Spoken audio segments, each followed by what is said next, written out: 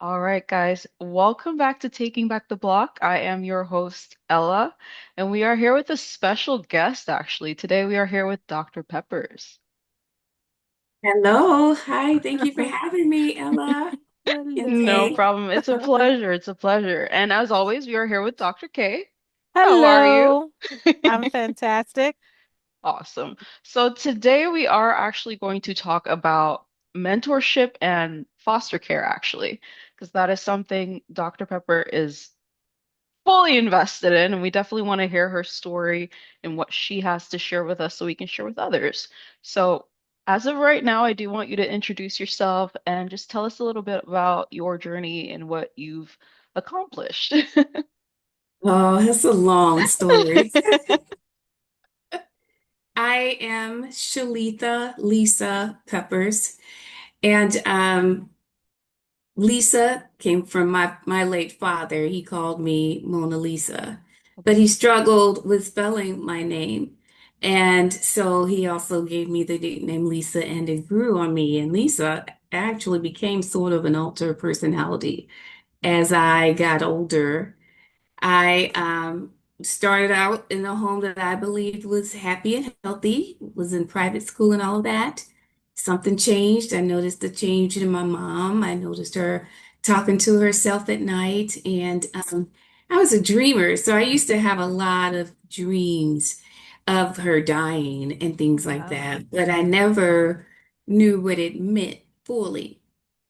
And she just started to just lose touch with reality. Right. And my father, who struggled with reading and writing at the time, he had to leave school very early and get into the workforce. So you've got literacy in the household at a minimum. You got someone struggling with mental illness, and then they have four children.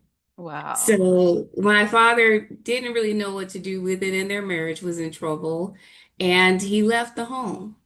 But my mother, deep in the depths of her schizophrenia, made her very abusive, and we lived in conditions in the home. You said briefly, I'm going to try to tie this No, up. you're definitely go right into it. I love it. We lived in a home without electricity, without heat, without, water. And it was rat infested. It was a lot. And my mother was paranoid schizophrenic. So she kept Right. my younger brother in the house kind of hostage. And my older brothers went off to Job Corps and things like that. Fast forward, my younger brother and I were being watched at school. Social workers started paying attention to us hiding scars with our long sleeves and things like that. And one day came.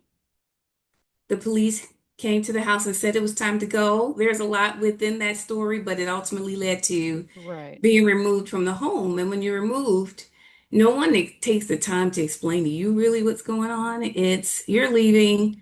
We sat in the police car for hours on Martin Luther King's birthday when I was in the eighth grade. They took us to the juvenile detention center where we were processed. We went to a stranger's home that night, spent the night without any idea of what was next or where we were going. Could not connect with our family or our mother or anything.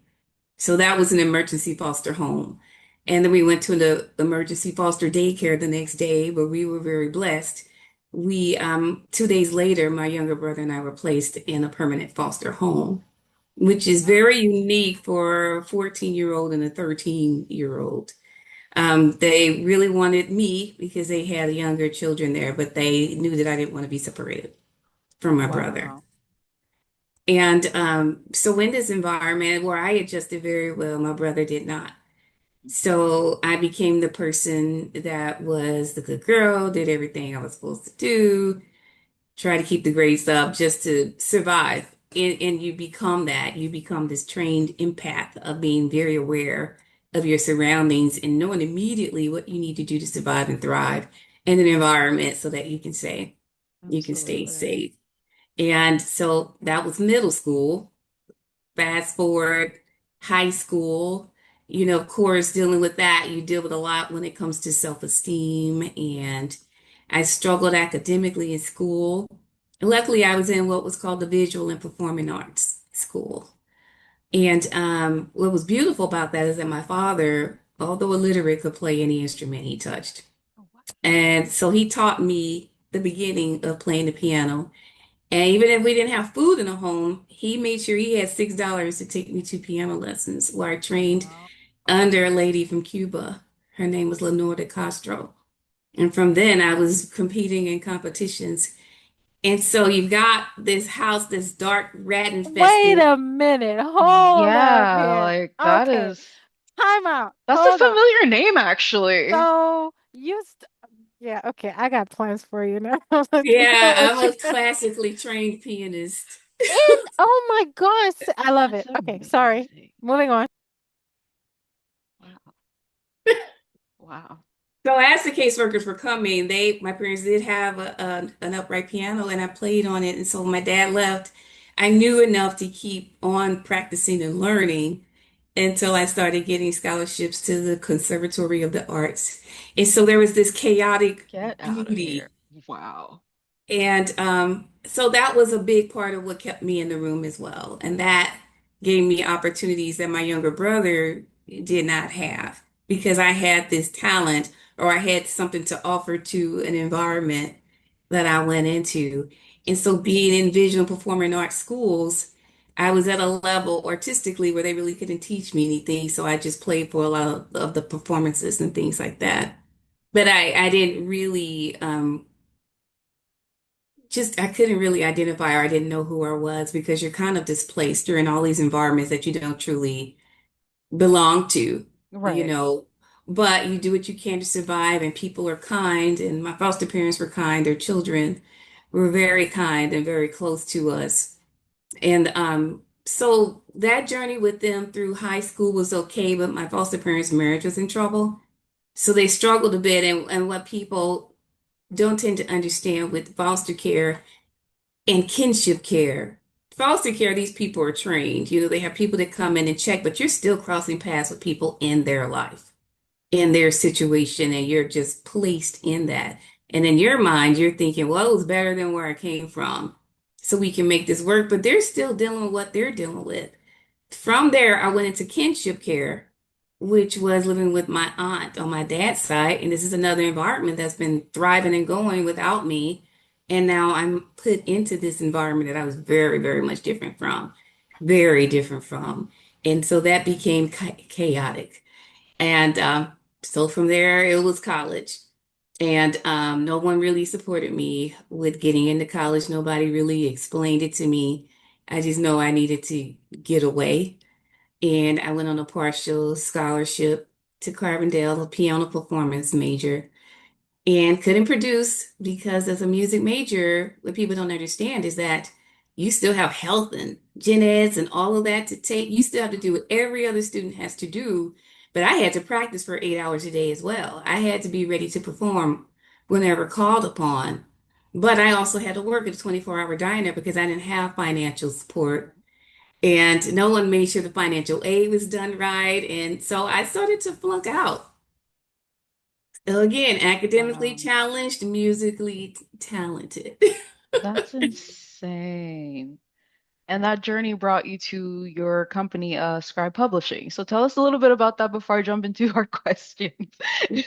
So it Inscribed Publishing was birthed out of a few unique situations. One, me going through life, still fitting in these environments and being the person that I believe I need to be in these environments and not truly connecting to myself. Not being a narrator of my own story.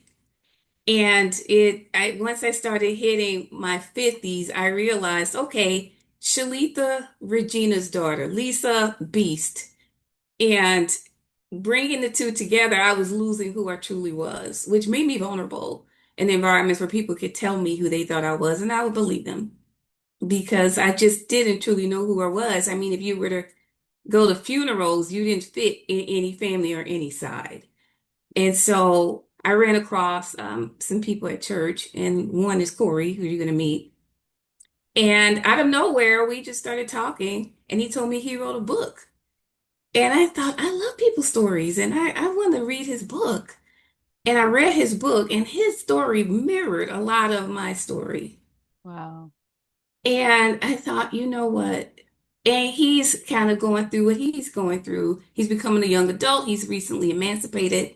And we're still trying to figure out who we are in this space because we never had a chance to take charge of our narratives. So that's where Scribe Publishing came from. That's such a Because crazy journey.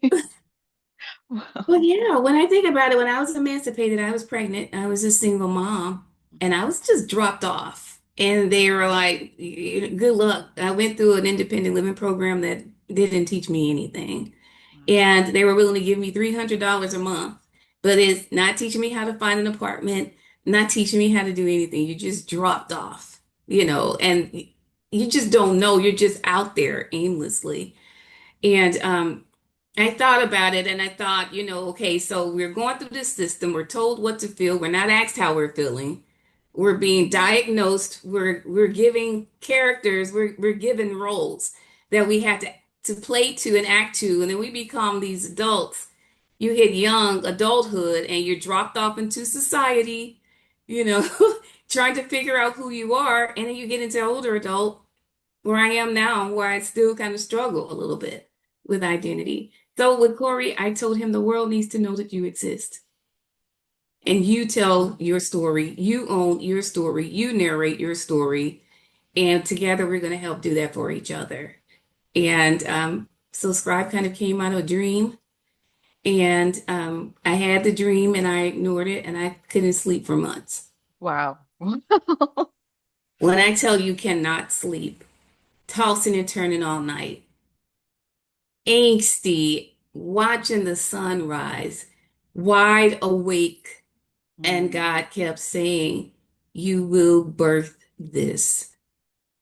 And so finally, I had a dream that I had a baby, and I was going to the nursery to find this baby. And no one could show me where the nursery was. And so finally, a nurse took me somewhere in a hall, and I said, the service here is so absolutely poor. Where are the babies? She took me to this old dusty shed in the back. And in this shed, it was a bunch of babies on shelves, and they were dusty and they were Oh, all rolling wow. all over the floor. You were stepping over babies and everything. And then I saw mine in the back corner. And when I picked the baby up, it glowed and like grew to be like the size of a 10-year-old. And I Wow. thought, this baby's too much. I can't handle it. It's too much. I can't do anything with it. But then I saw myself again with the baby under control. It was a normal size and I was owning it. One part of the dream made me believe that it was a bunch of ideas and things that God gave to me that I let just sit and just, get dusty. Right. But when I shared this dream with another person, they told me, no, that is everything. Those are all the ideas that God gave to other people, and you are here to birth them out. So everything that you touch will flourish. And so dramatic outcomes begin with one small step. Every day I made one small step. Here That's you are. exceptional. And it really does just take like one spark to ignite everything to take into to just come into fruition. I love that. And understand who I am. I had to really truly figure out who I am in all of that. It is a space that I never worked in before. I'm in higher ed. I was revered for my titles in higher ed, and I developed this identity there. But I was very vulnerable because it is still a job, you know? Mm. And so my identity was really glued to that. But God was letting me know that you are so much more, and it's just about time that you start to own up to that because there's so much more you have to do. But you're in a box if you keep that identity glued to that small portion. You were just there for an assignment, and that's how you have to deal with it. And so, I mean, the way things have happened since I've taken the small step, Dr. K, hunting me down, agencies reaching out to me, getting grants from all over, checks are just showing up in the mail. Don't forget the And part where you didn't respond to my 150 emails. Oh, I that's did not funny. see them. I promise I did not see them. And my next door neighbor just moved in a week ago and he works for a foster adoptive agency, Wow. particularly with students that age out of foster care. The So way when I, everything full circles is Alignment. insane. That's okay. It's called alignment. Yep. It's alignment, and I'm so grateful for every struggle, for everything that I've gone through, because the only thing that I've learned from the entire journey is gratitude. Just gratitude. That's all I got. No, that was a lot, but it was kind of poetic in a sense that you could share that and you could be vulnerable in sharing that actually. Because not a lot of people are comfortable doing that, but you're actually glowing telling that story. And Oh, that's something you should be very proud of. Right. Talking about she's 50s. Anyways, Right. She said that and I'm like, no way. no There's no way. Right. way. So I do want to jump, and usually my questions are opinion based, but what do you think was the biggest gap when it came to looking for opportunities inside foster care, even outside, when it came to mentorship? the opportunities were never presented. I was dropped off in a home. They took it from there. And it was you have a mom, you have a dad, you have foster brothers and sisters. You get to eat, you're clothed, and you got to find your way of fitting into this ecosystem. Even though just maybe the night before your whole life was different. I mean, now you're at a place where you don't know where the bathroom is. You're waking up thinking you're still in the home you grew up in, and the minute you get focused, you're in this whole new world.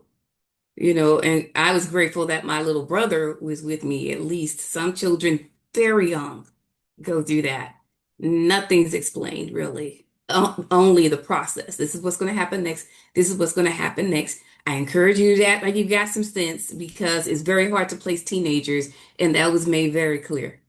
The slightest thing you do could get you put in a group home. And I went to school with children that were in group homes, and they had crazy horror stories. And I didn't Yeah. want that to happen to me or my little brother, but you didn't know that there were resources were available. You didn't know how to advocate for yourself because if you reached out beyond the foster parents, it almost felt as though you were kind of going over their head. You never understood what the arrangement truly was. A resource came to them, you got that resource by way of them. Wow. And it seems like the social workers disengaged once you were placed. They may have showed up one day and asked how are things going, and that may have been a 15-minute meeting. And later in high school, I was told about an independent living program that was gonna teach me how to pay bills, teach me how to find an apartment. And I went to this building every week for maybe 6 weeks. Nothing. I don't Absolutely even nothing. remember having the classes. So it was Wow. nothing. So basically, when I left kinship care, my first year in college, kind of homeless. I'm living couch to couch until I get my own apartment. And I had dear friends that would take me in. And a dear friend of mine that I grew up with, her mother even became my foster mother for a little bit. And so there's nothing. There's no one to talk to. Another way that made me successful was that my foster parents were Catholic. I wasn't raised in Wow. church, but they were Catholic. And again, I had this talent. So in the Catholic Church, I started playing the piano for the church. And so the members of the church would mentor me or be there for me, or I could call them. But no one knew how to help me. Right. They just didn't know. They didn't know anything. And so you're just kind of out there and you got your game face on and you're trying to survive. So it makes you vulnerable to things, to believe in anything anybody tells you. And you're just trying to survive in that space. So mentorship, um, the person that helped me wanted to do better. It was me, honestly, in the early stages wanting the baby. I was my self-esteem was very low. I Mm. was very sad. I was very lonely. And I was suicidal. And so I Wow. told God I needed something that I loved more than me because I wasn't worth it. Wow, that's And a I powerful prayed. statement. I prayed for 2 years and I got pregnant with my son, who was the co-founder of this organization. And when he hit this earth, that changed everything. Wow. Yeah. Because That's a I thought, powerful statement you just stated. You yeah, needed something to love more than yourself. That's a different take on on just life in general, actually. Indeed. And I've heard a lot of people say that, they don't re our children mostly don't realize that but for them, we would not be sitting there today. We would not, because like sis, Dr. Peppers just said, people come into your life and you don't know who to trust, right? Because you've been let down, abandoned, hurt, taken advantage of your entire life, and you get into an adult as an adult, and then you just go, okay, okay, now what? And you see everybody as a um not as an opportunity, but as a an advantage. People coming to take that advantage part of you, and then you just think, okay, let's see how much of me I have left that you can take from, right? All right, Yeah. let's see. I probably have half a kidney left. Do you want that? Kind of thing. But then our kids, our children, when they come into this world, they don't realize that even when they turn into adults, you go, oh, if it wasn't for you, I probably would not be here today. And in every literal sense of it. Yep. Heavy. Definitely a heavy statement. I actually admire that, you can truthfully say that. I really do. In your opinion, then, is that the number one struggle for individuals in foster care as far as like finding long-term mentorship or consistent mentorship or even just being open to it? yes. Okay. Um, I know for me and my brother, his journey was a bit different. He was very smart to me. And I think that he didn't have that unique thing like I had, the piano. And so, because of that gift, I was placed in rooms where people could see me. Where his journey was a little different. And I had never thought about him in this way until I read Corey's book. Because I never thought about how he may have felt about how I seemed to adjust well and how I seemed to be doing well. And that was not the story for him. So he found his world in electronics and things like that. And I found my world in pleasing people. And so I just made sure whatever room I was in, I did something memorable. And that just took me from one person that helped me get to one level. Then I would go to the next person that would help me get to another level. And I learned how to navigate so that I could get access. And that's all I wanted. There's like this song from James Brown. And my husband laughs when I sing it because he has a song that says, I don't need nobody to give me nothing, just open the door and I'll do it myself. And so I just asked for access. And I just navigated and I just learned that when I did that and was respectful and just learned and grew, it got me in the rooms. And I just wanted to get into the rooms, but at the same time, didn't want to be seen too much. I just wanted enough to survive and thrive. But when it came to mentors, and Ella, I really wish that I could tell you more. There were none. There Oh were no no. opportunities. There were no offers because people look at you, they judge you, and you're invisible. Wow. That's your story, and you're too much of a bother. You're too much of a problem. We'll mentor the one that we know came out of that two-family home that's going to be okay. They don't want to get in the muck and the Yeah. murk. They don't want that problem. Oh, what? She's a single mom. Oh, no, she grew up in foster care. That's just a little too much for me right now. I'm going to go to the one over there, you know, that's thriving Mm, already. So there were no offers. mm. I developed relationships through being in an environment with people and they saw something in me. But no, once that system dropped me off, I really heard nothing else. I didn't have a caseworker that allowed me to get the $300 checks until I was 21. After I had my baby, that's as far as that went. That's it.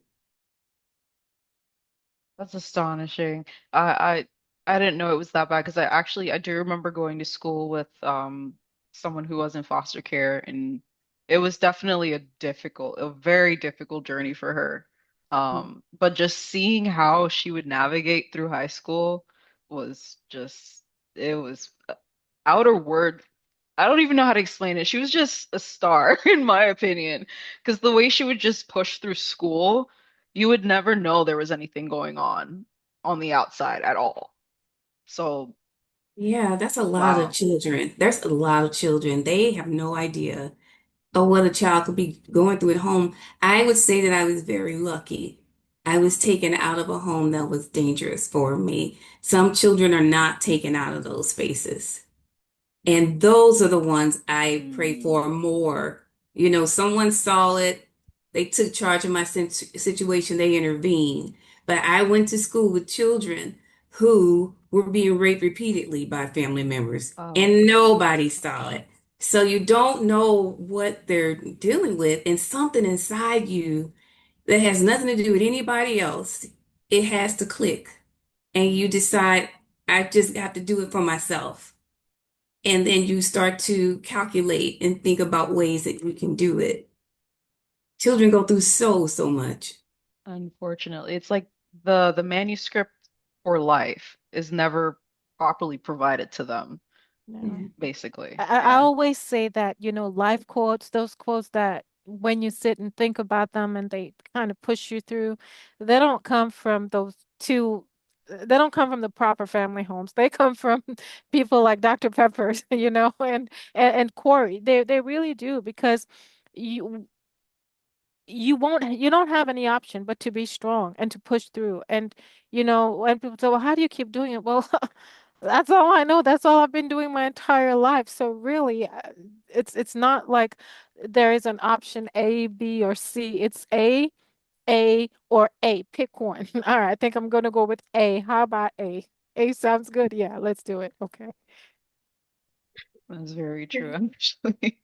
And when I worked in a juvenile detention center, there were children that were in foster care and those that were not, and you hear the stories of the ones like me, you know, um, the one of the biggest thing that I would like Scribe to do is to get to all of them because you got the success stories, but there are some stories out there that don't end up like this.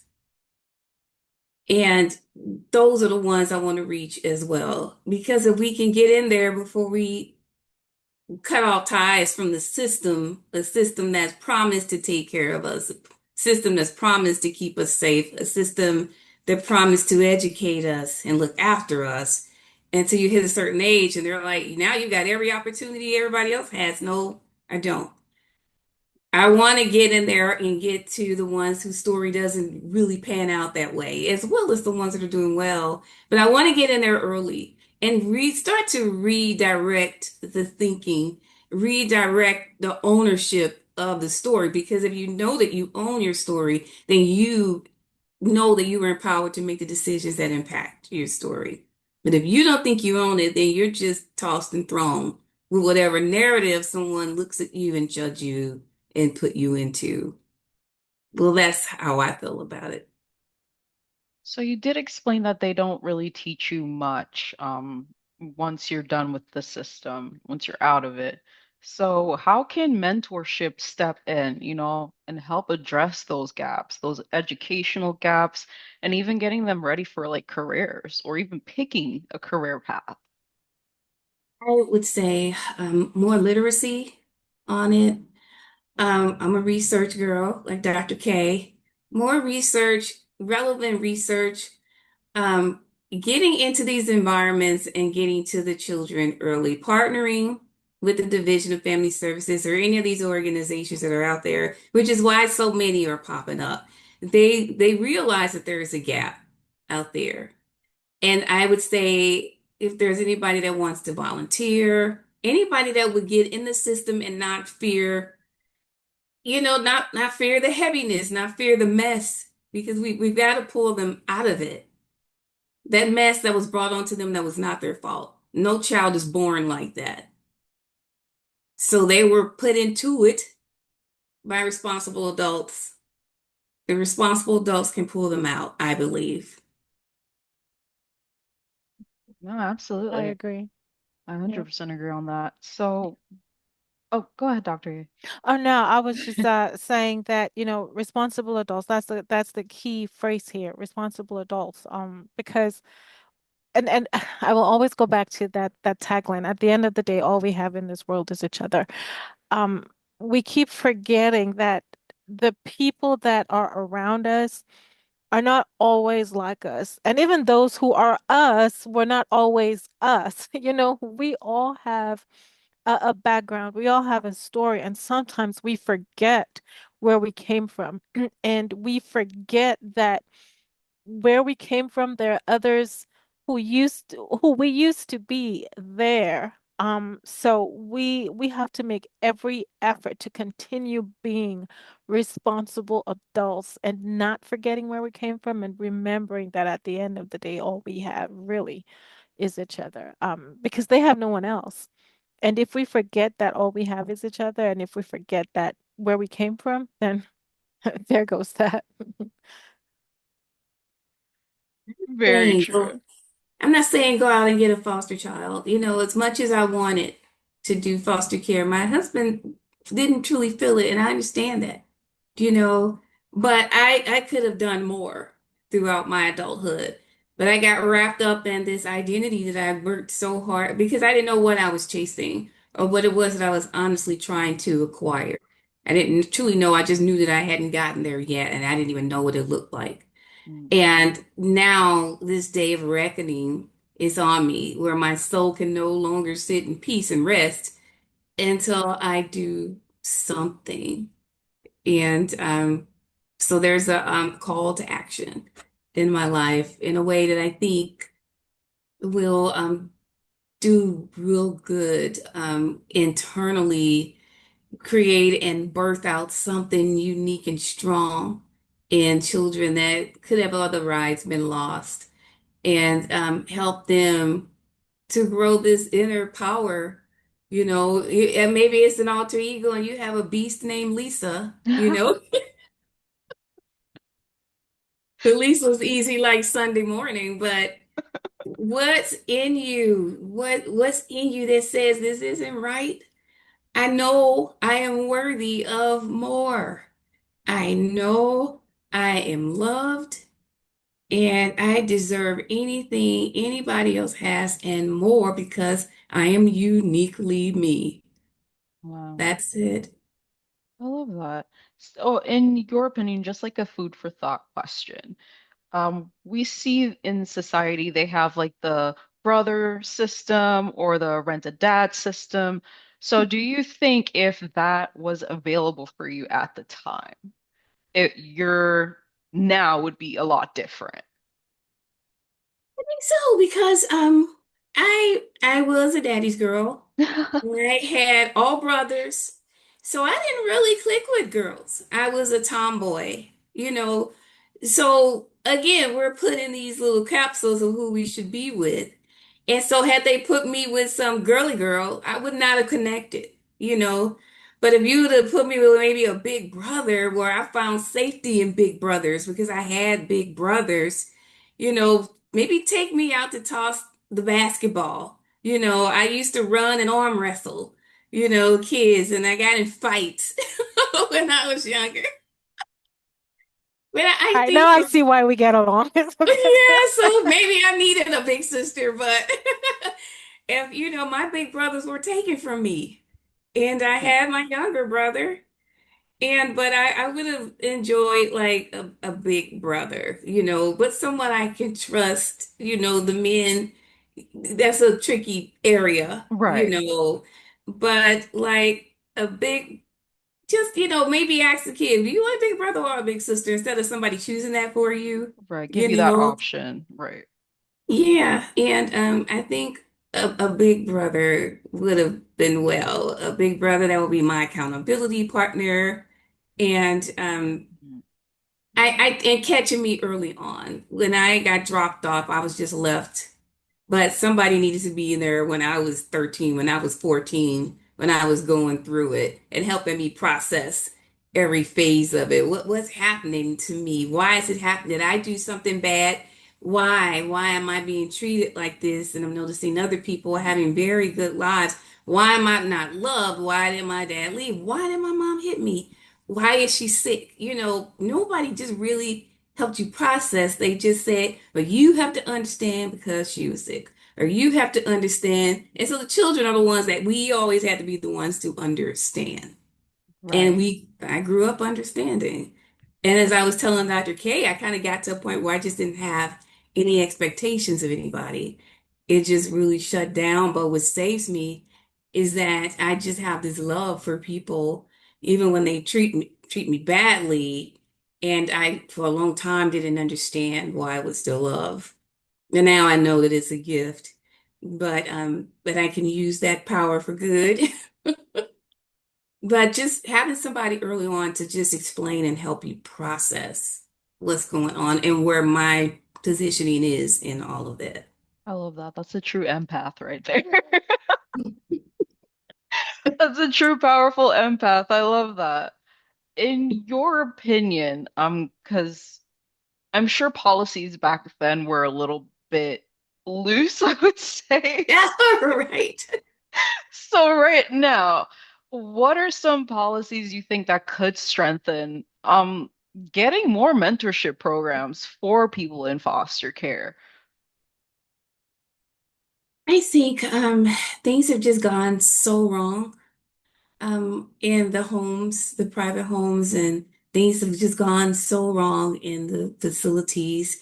Education, more importantly than anything, and I believe there's a fear in that community. Again, I think a lot of it is motivated by money. I recall someone telling me years ago when I looked into foster care, and I was a very young wife and mother. And I said, well, we're not really stable. We're not there yet. And she said, well, we can use this to get you stable. We can help you get a house. We can help you get all this if you just take in a foster child. And I was like, do you realize that I'm here because I'm a former foster child? And so some people, they stacked them up to make the money. And not saying it's not a decent home, you're not being abused. And I don't know maybe what do you expect from a foster home?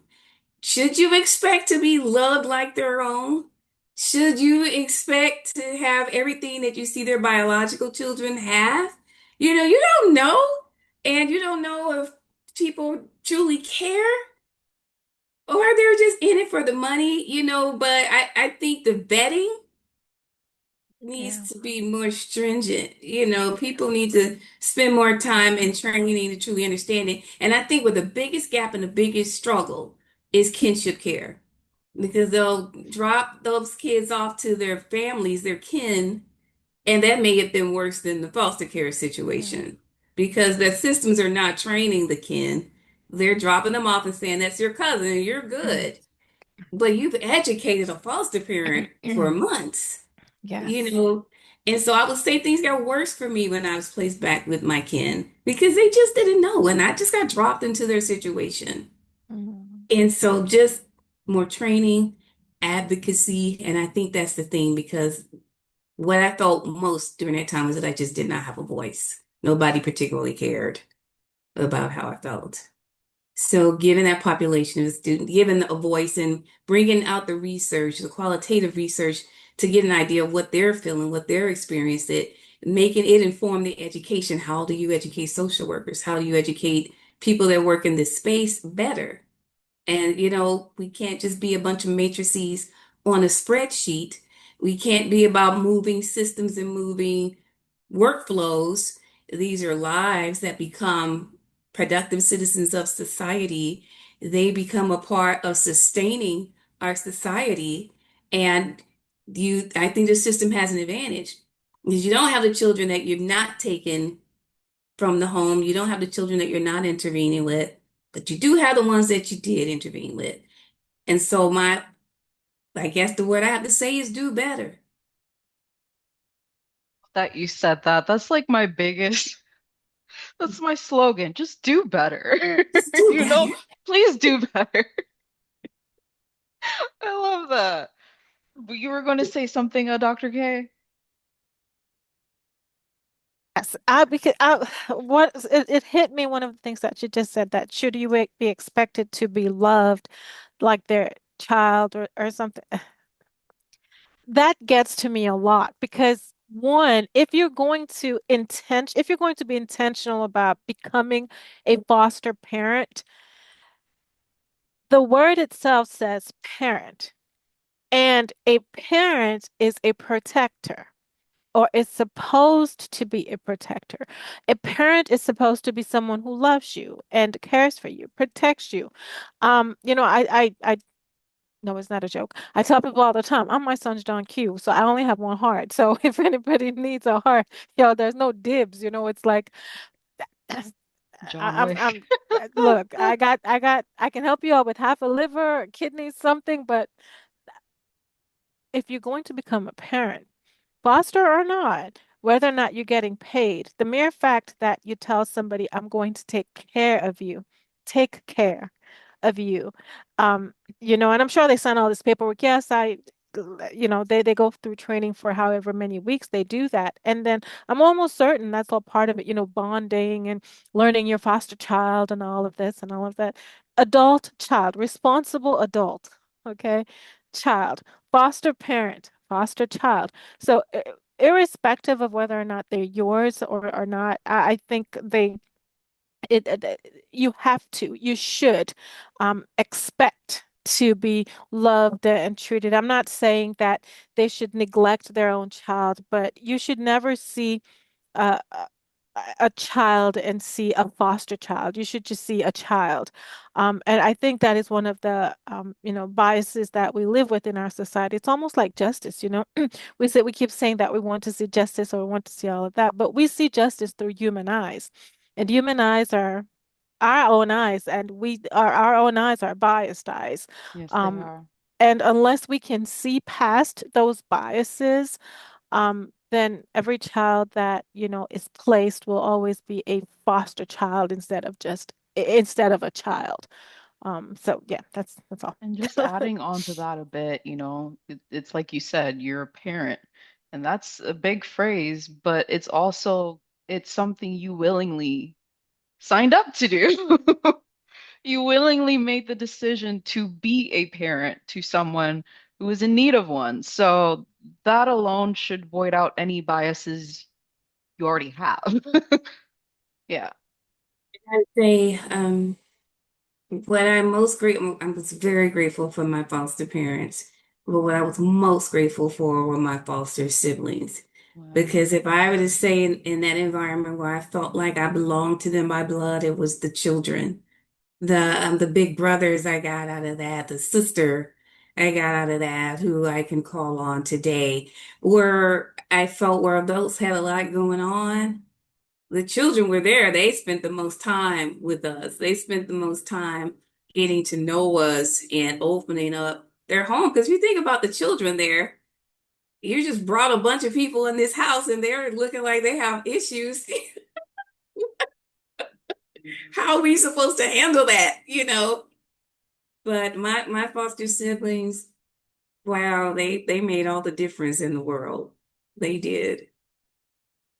That's such a sweet thing too, because kids really are they're not really you They're have to not be like taught to us. hate? Yes, they're not like us. Exactly. They're honest, and again, it goes to the unbiased. Kids are unbiased. If you want good lawyers and judges, um, and determinations of character, speak to a child. I Yes. mean, they will give you I kid you not. Ask a child, so what do you think? Oh, do you think they're fat? Oh yeah, they're fat. Yeah. And they will show no, no remorse because it's the honest, open truth. They are void of bias. They are so innocent in their opinions, which half the time, well, 99% of the times, truth. Um, right. So yeah. So I do want to ask a little bit of like some of the misconceptions that you've seen when it came with foster care and youth. What are some of the barriers you've seen when it came to providing them effective mentorship?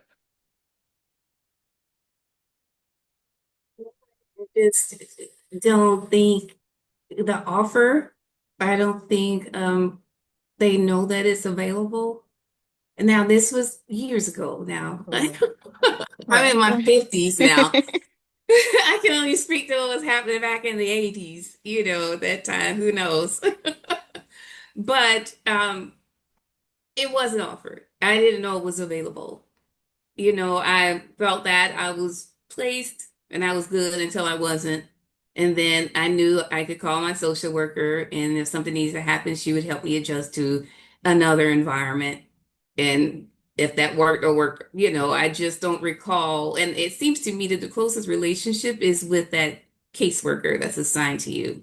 Uh, Because you're not in the facility, you're not talking to any directors, you're just talking to that one caseworker. And if that caseworker is overworked or have too many clients, and they're working through a whole day of meetings and visits, and so they can only squeeze you in a 15-minute window because that's how those visits felt. They were there, they sat with us maybe 15 minutes and they were on to the next thing. And whenever I called or had an issue, it felt like I was the problem. And so I just didn't even want to call anymore. right. And so them, if their social worker is needing help, get them help. Or the social worker could bring in more systems and services into the fold.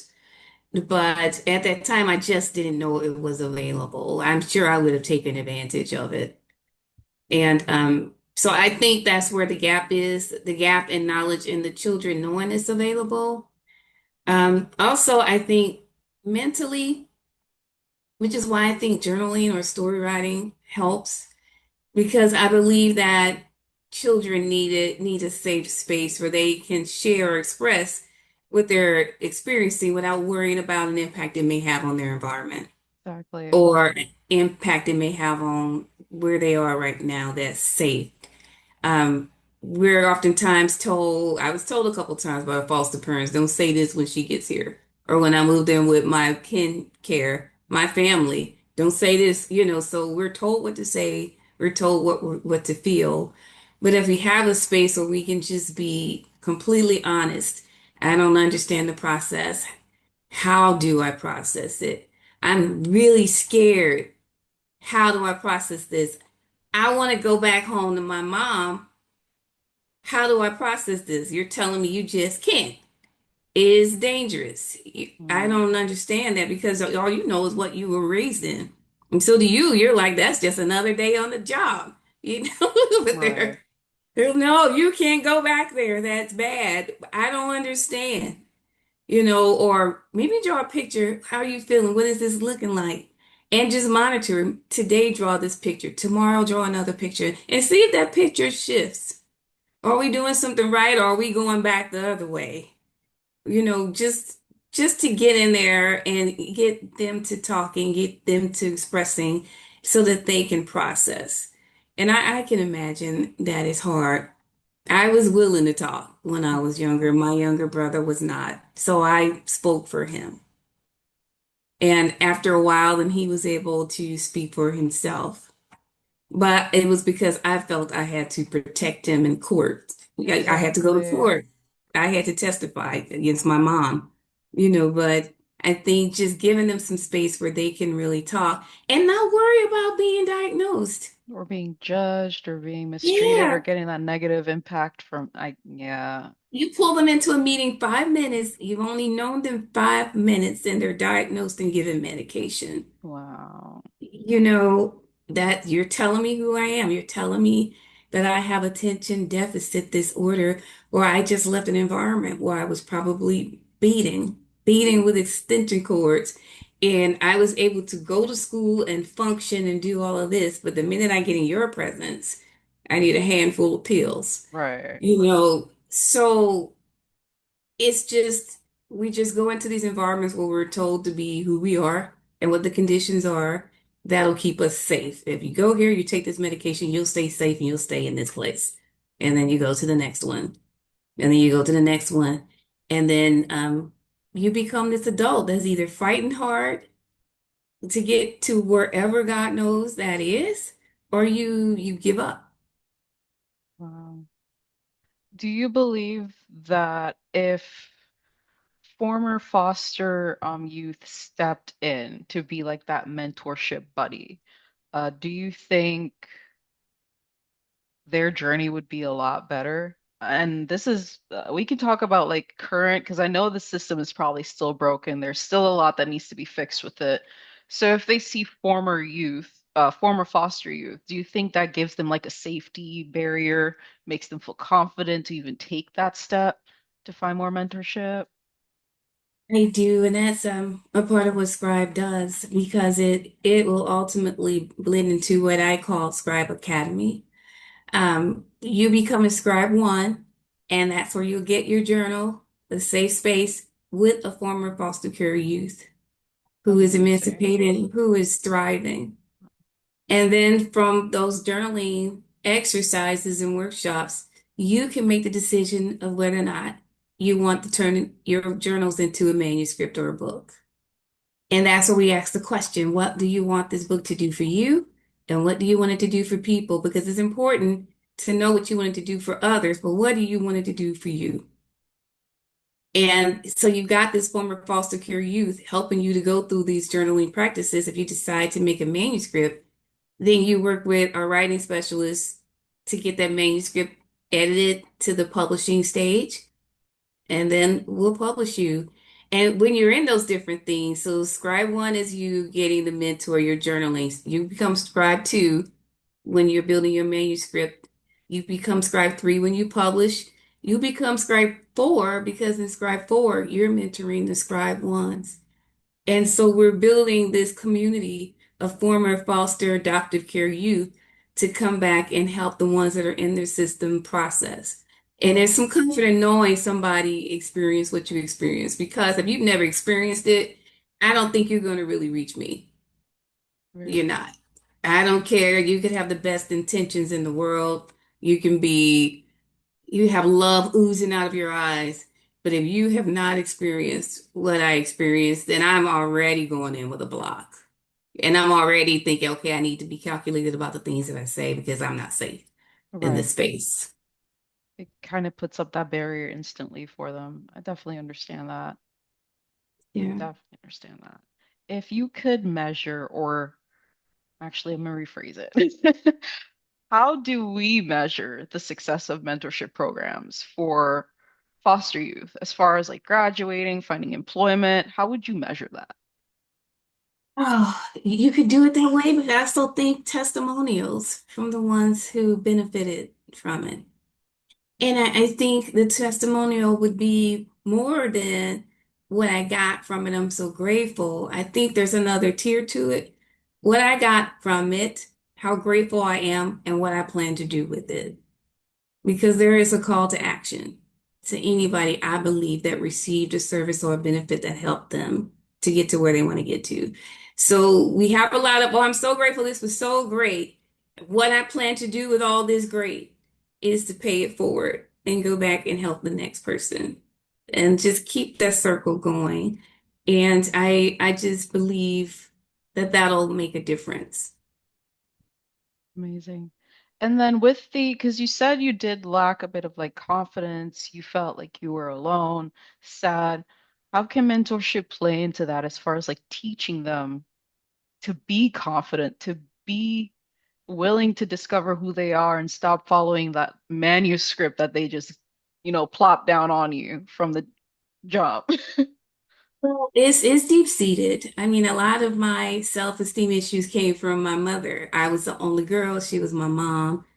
My siblings were light-skinned. Me and my younger brother were dark. So I was Black Sambo. I was Ink Spot. I was Jigaboo. I was Oh my Nappy Head. gosh, no.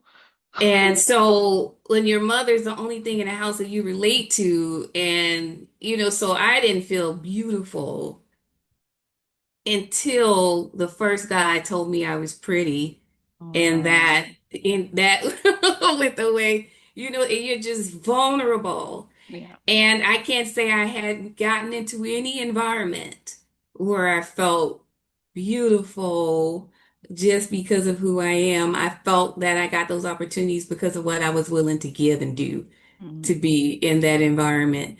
So it's understanding where that comes from. For me, I've had many mothers, but what I wanted it to come uniquely from my mother who never got to the point mentally to do that. And so it's really truly understanding the story and asking, just like you did, what do you think will help you? Because I can say you're beautiful all day, but if it isn't touching the core where that went wrong, I don't know if that's really going to dig in there. And so it's important, and for people to understand what beauty means for them, you know. And so, I mean, now my husband, she's like gushing. I see like the blush. I know, right? my husband of 29 years, he Oh makes wow. sure that I know that.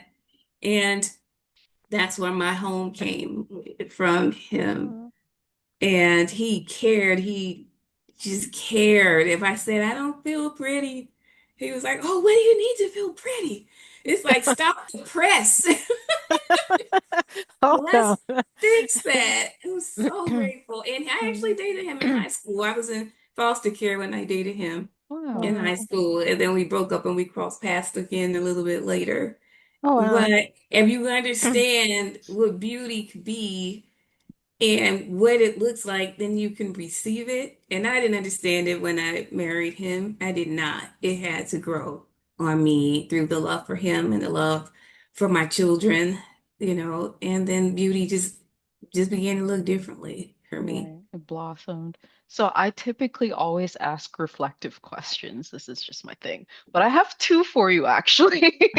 Um, Okay. so the first one is if you could redesign the whole foster care system to prioritize mentorship, what would you include in it? I would say it needs to happen very early on. Like if you're placed in that home the very next day, that mentor's there. Yeah. Someone that sticks, that doesn't disappear. And I know that's hard to make solid because things happen in their life. But it's not so much as the person than the service. Your place, here's your mentor. This is the one you can call and talk it through. It's kind of like a sponsor, I would think. Right. If they go into care at 5, somebody's talking to them when they're 5 years old. Or they're not just placing them there and thinking, you're 5 years old. We don't need to put anybody in your life to help you process until you're like 11 when you're old enough. They understand that one day they were with their mom when they were 5 years old, and the next day they're not.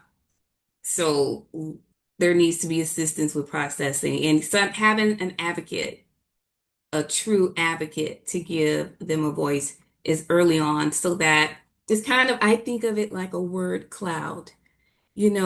If you could think of the words that you're experiencing right now, and you'll see the ones that are Like really just pop up in your bubble. Yeah. illuminating. I'm scared. I'm mad as hell. Excuse me. Oh no, you're good. This is raw. You can express everything on this channel. This is the block. There is no filters. Right. I'm frustrated. I don't trust this. I feel stupid. Or I made a mistake today. Is it gonna destroy me? Because you could be by yourself twirling around in that, because it's not like you're with your mom, you make a mistake and you're Right. like, okay, we'll get over it. But you're in a foster care system. Oh, will this turn into a whole thing? You know, I'm alone. Am I really alone? I don't fit here. Um, you know, just somebody just to help you process. So I would say Wow. getting them in there immediately. And this is not the social worker because they're bound by laws and protocols and things like that. But I think a good mentor to just check in and say, hey, this is not the discussion that you have with your caseworker where you have to be scripted and careful. This is me. And but knowing that they're not a counselor, being trauma informed, but knowing if things go in a direction where more critical care is needed, then it could be administered. But just having this safe space to communicate in whatever way that is. Maybe they don't want to talk. Maybe they want to write. Maybe they don't want to write. Maybe they want to draw a picture. Just a release. I had music, so I can get out and plow out some Rachmaninoff, and I'm good. My brother didn't have that, so he just held it in, Right. and it turned into other things. So, how can you release this and process what's going on? And so I just think as early as possible to get And those services. it's so, so crazy that you mentioned that. And it's crazy because I'm shocked no one has done that yet to instill not necessarily like an organization, but to have that service like you mentioned. It's shocking that's not something that's already instilled in the system. When you talk to Corey next week, so you got me in the 80s. Corey, you're gonna have 3 years ago. You know what I Wow. mean? And so we'll see if that story. So this is your qualitative research, right? You're It gonna give really me is. real-time data because you're gonna give me what happened. Has the system improved? You'll be able to answer that question next week when you talk to Corey. I love that. I love that. And then my last reflective question. What is one thing you would change, um, as far as like having a great impact on you and ensuring every individual from then and now can experience that? So what would I change in terms of having a great impact on me? Yes, as far as like the besides mentorship in foster care, what else would you put into the system, I would say? Hmm,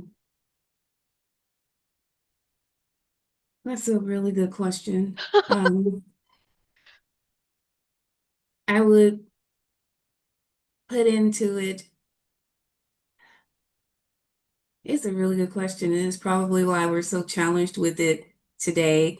And I would say this word is just ringing as loud as it can be in my head, and that's advocacy. Love They need a voice. I needed a voice. I was told I should be grateful for what people did for me. I needed a voice. Wow. Well, I do have a Dr. K, question. go Yes, for sorry. I know we're on the reflective part, but I have a question. Because one of the things that a lot of people say, oh, be thankful, be thankful, be thankful. But what exactly are you should be or you be thankful for? it. For Right. having food, a house, a place to stay? Because again, I'm not religious in any way, but if we have to take it to the spiritual realm and biblical terms, we're like, okay, for the greatest of these is love, and if you don't have love, what can you be grateful for, right? So, anyway, that's all. That's my reflection. It's a true statement though, and when you really do think on it, it is a true statement because it's like Dr. Pepper said, you get pulled out of something you've always known and you're just dropped off into something that is foreign to you. What exactly Yeah, can you be grateful for, grateful you know? for. Yeah, yeah. You're grateful for food. You're grateful for some sort of protection, but You're told that's every day. You're yeah. told, be grateful that we didn't split up you and your brother because it happens all the time with children your age. Be grateful that you can take a bath. Be grateful that you can eat. I remember being excited because we would go days without eating. But I remember being excited one day in the foster home because I knew I had two more meals coming for the day. Oh my And that God. was incredible because I was very blessed to get one. So the fact that breakfast, I had had breakfast. And I was like, oh man, I'm going to get lunch and I'm going to get dinner. And I was too hyped about that, but there was good that came from it. Christmas used to be just another day. My foster parents did go out of their way to make sure we had everything that we asked for because they just couldn't believe. So you, again, like I said, you're just crossing paths in Yeah. Yeah. life, Mhm. but Mm. we were told very regularly the slightest thing could go wrong and you could be removed. So be grateful for today because tomorrow could look very different. Mm. Wow. And that was made very clear every single day. Oh, that's so much for a Wow. little child to have to That is reflect on. That is trauma. Look, that's insane. traumatizing. I That's would be, insane. look, at this point, I probably would be saying thank you just because I don't know. I saw your face. Thank you because I'm scared to not be Yeah. grateful at this point. May I also say something? Yeah, Giving them definitely. an outlet, for me, the greatest gift I got out of all of that was music. Because where the world around me was crashing down, I could sit down and play a sonata and understand the different I pieces so and can. makings of a sonata. Yeah. You know, the beginning, you start off fast and you get a little slow, and I can take you into adagio and recapitulation and allegro. I can take you into See? that. But when you break into the makings of this beauty and how it just fills your body with electricity from the inside out, you're lost. And I mean, I played the piano a lot with my eyes closed because when my eyes were closed, I was in a completely different world and I could feel the breeze Mm, blowing on me because I was able to escape. And so, instruments, music, it is therapeutic. mhm, Teach them an instrument. Yeah. mhm. And it becomes an out that saved me. I can go in there and play the piano and heal myself. Yeah. And so advocacy, giving them the arts and instrument, we're losing sight of the power of the arts. And Yes, that, we are. yeah. Yeah. Yeah, we are. So, which brings me to at the awards dinner conference, where we'll be sure to have a piano, and you will be our guest entertainer for the night. Just So if putting you that want me out to play there. the whole night, then you need to put a brandy sifter on the piano so I can get tips. I got you. I got you. I got you, sis. I got you. No, Brenda it's Sifter coming up. astonishing.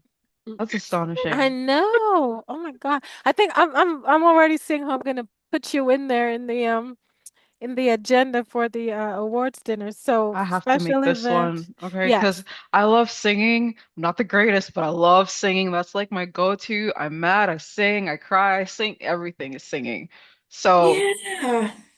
piano, I'm 100% there to listen to that. That's amazing. Yeah. Special Right. event. Special guest. Dr. I Pepper will prepare. I playing her. will prepare. We'll get what is some of the Beethovens or the Bachs or the what's the other guy? My favorite is Chopin, the Oh, Romantic Chopin. era. I Okay. became a woman in the Romantic era. Okay. Mozart, Beethoven were more, Duly noted. you know, Playing her piece by Chopin Chopin. nocturnes, they're called love songs, and I love Oh, they're that. not her. Oh, okay. I love Chopin that. nocturnes. I'm taking all Wow. that down. That's going, you Yeah, will see the agenda. she will literally email this to you. Oh, it is coming. So yes, agenda special, and that's gonna be the awards dinner special. Yeah. I keep Definitely. bringing it up. I knew someone was going to call me to the carpet one day. I keep saying it, and maybe I want to be. There you But go. And I do. It would be an honor to play. oh, you I will be. will be No, that would be ready. Be magical to careful what you hear. ask for. It's coming. Wow. All right. Well, guys, I am so thankful we could have you here to share your story, to share Yeah. your journey, and to share parts of your success with us, because that is truly inspirational. And I really, really, truly hope it inspires someone who's watching this video when it gets posted. Yes. Um, please join us next time if you have a chance to. I'm just lost for words right now. It was a good one today, in my opinion. Yeah, it was. It really It was. was. Yeah. But I can Yeah. only just thank you, thank you, thank you for joining us. I know it's probably late for you, wherever you are, No, West she's in St. Coast Louis. or It's 5 p.m. okay, gotcha. She's an hour, yeah, Hour behind me, behind. Yeah. us. Okay, Yes. Yeah. gotcha. But thank you so much, Dr. Pepper, for joining us. And as always, thank you, Dr. K. My pleasure. Thank you See so you much. guys. This is a part of giving me a voice. I've never truly told my story like this before, Uh, ever. Join us So again. I am very She will. grateful. She will. She will. She just doesn't know it yet. If you have more to share, please join us. We are here every time. Yes. We Thank will you. change the time for you. Oh, thank you. We will. We will change it to Tuesdays at 5 p.m. 4 Honestly. p.m. your is it? Yeah, Yeah. Tuesday, That time. 5 p.m. That's definitely Yes. a voice I'm sure a lot of people are Want to hear. needing Yeah. to hear. Not even Mm-hmm. wanting, but probably need to hear it. Yeah. Mhm. But Well, I hope someone was helped today. Thank Yes. you. bye, guys. Bye bye. Bye.